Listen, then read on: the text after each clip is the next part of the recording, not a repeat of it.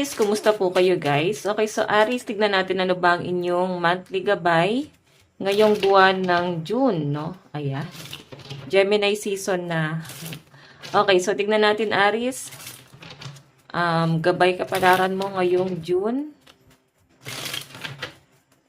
Aries, Sun, Moon, Rising, and Venus sign.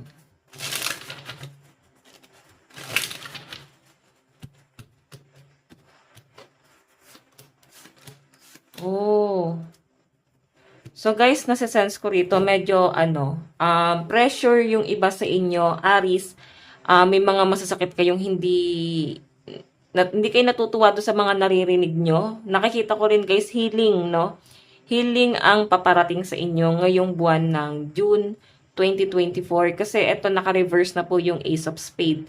Nakikita ko guys, ito kasing mga past, ayan no, may mga dapat ka na daw guys kalimutan na hindi magagandang nangyari sa inyo nitong mga first quarter to pa second quarter. Pero ngayong June kasi guys, second quarter pa rin naman, pero nawawala na siya guys, no? Nawawala na sa sistema mo yung mga mabibigat na nangyari sa inyo, mga masasakit na narinig nyo patungkol sa inyo, pressure mo sa family mo.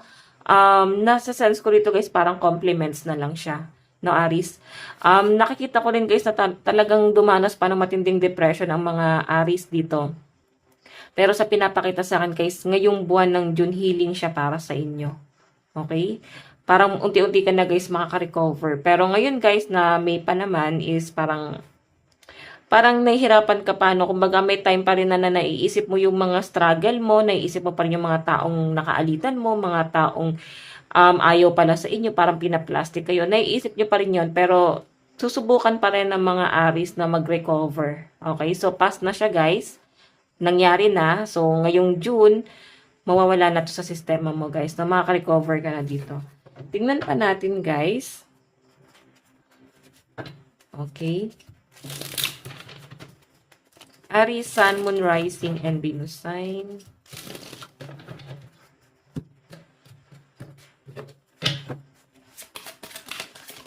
Oops, wait lang. So guys, meron tayong strength. Ayan no. Mas lalong lalakas ang pakiramdam ng mga Aries. And meron tayo guys, Page of Cups and Three of Cups. May nakikita rin ako guys, mga celebration, may mga pag-announce. Ayan. Parang titingalain kayo ng mga tao. Yung iba sa inyo guys, baka sasali kayo sa contest or may promotion na mangyayari. Maganda rin guys ang dali ng pera sa inyo. Okay? Sabi ko nga sa inyo guys, ito kasi Page of Cups. May inaaral ka pa lang dito. Kumbaga, mabigat pa rin para sa inyo, Aries, yung mga nangyari talaga na talagang lumagapak yung iba sa inyo, dumanas ka ng matinding anxiety, depression. Kaya page pa lang tong cups, no? Kumbaga, unti-unti ka guys nagre-recover. Nakikita ko guys na magkakaroon ka ng mga bagong circle of friends, mga bagong connection. Titibay rin guys ang connection mo sa mga taong nandyan, no? Pagpasok guys ng June, kung sino man yung mga taong kasama mo sa buwan ng June, parang sila talaga yung parang mga totoong tao sa inyo. Okay? Kumbaga sila yung parang hindi malas sa inyo. Kasi nakikita ko guys, nagre-recover ka dito. Ayan, may mga tao kayong nakakasalamuha dito at parang ang healthy guys sa pakiramdam, no? Tingnan pa natin. Okay, so pagdating sa love life ng mga Aries ngayong June, sa love life po ni Aries ngayong June 2024. Love life ni Aries ngayong June 2024.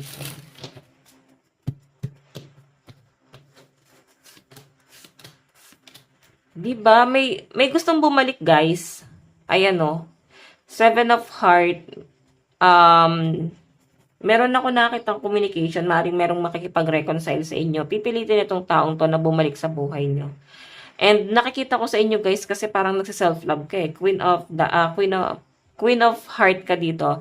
Nagsi-self-love ka. Sobrang sakit ang ginawa sa inyo na tong taong to, guys. Pero, ayan. Unti-unti ka na kasi, guys, nakaka-recover. Natatanggap mo na sa sarili mo na para bang hindi ka muna, guys, ready na mag-commit dito sa person na to, no? And I think may family involved. Ayan, no, may pamilya rito, kamag-anak. So, I think, nadja-judge ka ng family nitong person na to. Okay? Dahil sa background mo. Marami guys, humahad lang. Ayan po yung pinapakita sa akin. So, alam nyo guys, pipilitin mo yung sarili mo na makaalis na dito sa taong to kasi puro sakit lang yung ginawa sa inyo. Parang puro sakit lang yung dinulot sa inyo ng taong to. Okay? Sobrang na-broken hearted ka rito sa taong to. Sobrang na-depress ka sa taong to. Ngayon, nakikita ko guys, siya naman guys ang makaka-experience na, no? Babalik sa kanya lahat ng ginawa niya sa inyo. Kumbaga ikaw, nag-heal ka na. Okay, sabi ko nga sa inyo guys, nasa healing process ka ngayong June 2024. And ayan, nakikita ko guys, nagsa-self-love po ang mga Aries ngayong June. Okay, marami rin kayo guys makakausap. Magkakaroon kayo ng mga bagong manliligaw or maraming magkakagusto sa mga Aries ngayong June. Mararamdaman ng iba sa inyo guys na para bang nagbo-bloom ka. Okay, mafe-feel ng iba dito na para bang bagong tao ka na ulit, no? Sabi ko nga sa inyo na nakaka-recover kayo. Tignan natin guys, love advice. Love advice.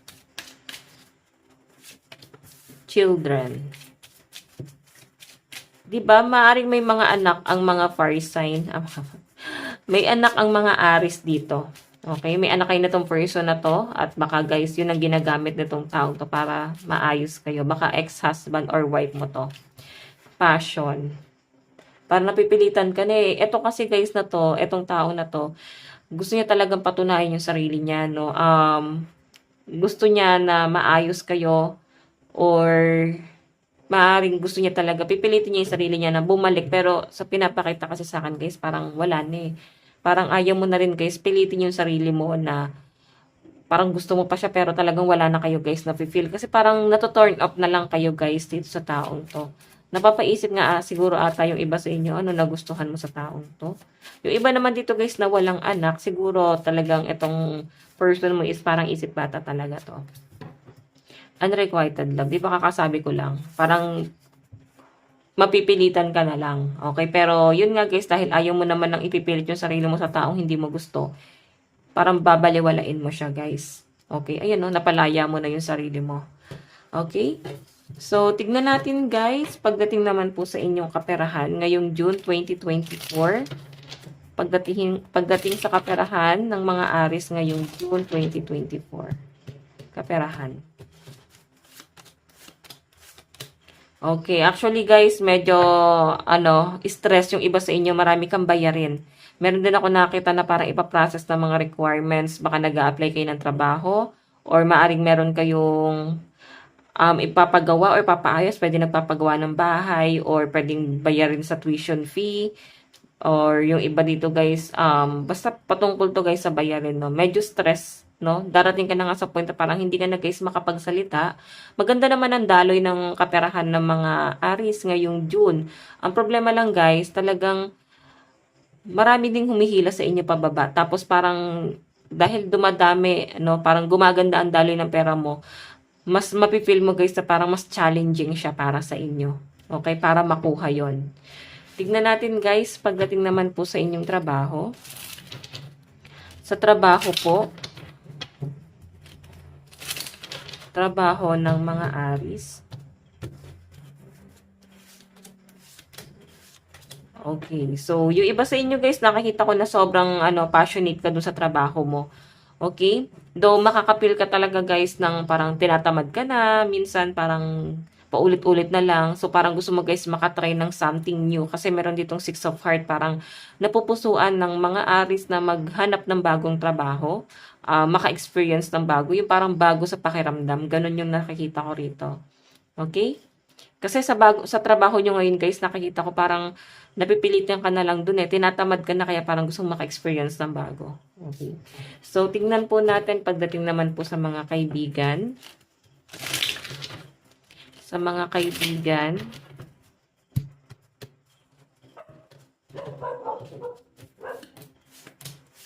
Okay. Actually guys, ito medyo masakit pa sa inyo guys. Ito kasi sa pasya kasi nag-dark talaga yung card natin. So, sa pinapakita sa akin guys, may nangyari siguro guys sa nakaraan na hanggang ngayon guys trauma pa rin sa inyo or tumatatak pa rin talaga sa inyo yung ginawa ng kaibigan mo or mga kaibigan mo, maaring may money involved na parang nasubukan mo sila guys pagdating sa pera. Or nasubukan nyo yung loyalty na tong kaibigan mo na to sa inyo. Nakikita ko rito guys, maaring may naputol na. Parang nagkaroon ka guys ng alitan, may sagutan din ako nakikita rito guys, ay kaibigan pa rin to. Pero alam nyo guys, susuyuin ka pa rin ito, no? Kumbaga marirealize pa rin nila na wala silang dapat ikagalit sa inyo. Kumbaga parang may isip nila guys na bumalik pa rin. Okay? May isip pa rin nila guys na ayusin pa rin yung connection yung dalawa. Pero alam nyo guys, ay 2 of diamond ka na rito. Parang talagang ayaw nyo na. Kung ano na yung nangyari na. So, parang wala nang second chance pagdating sa relasyon sa mga kaibigan. Okay, lalo na kung masakit guys sa mga pinagsasabi sa inyo. So, tignan natin guys, pagdating naman po sa family. Sa pamilya ni Aries. Okay, so may mga ano dito guys. Ayun, sa pamilya guys, ngayong June 2024, maaaring relasyon mo to sa father mo or kung sino man to guys na kapamilya. Basta father figure or lalaki yung energy na nafe-feel ko na to.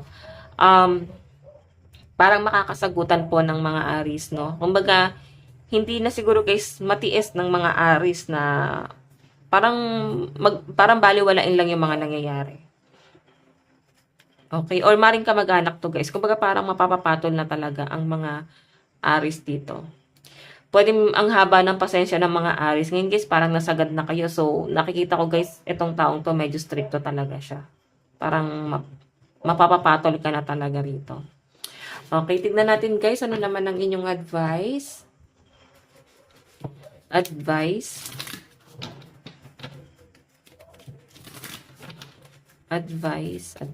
ngayong June 2024. Trust all will be well. So, alam nyo guys, nakikita ko na para bang doubt na kayo, no?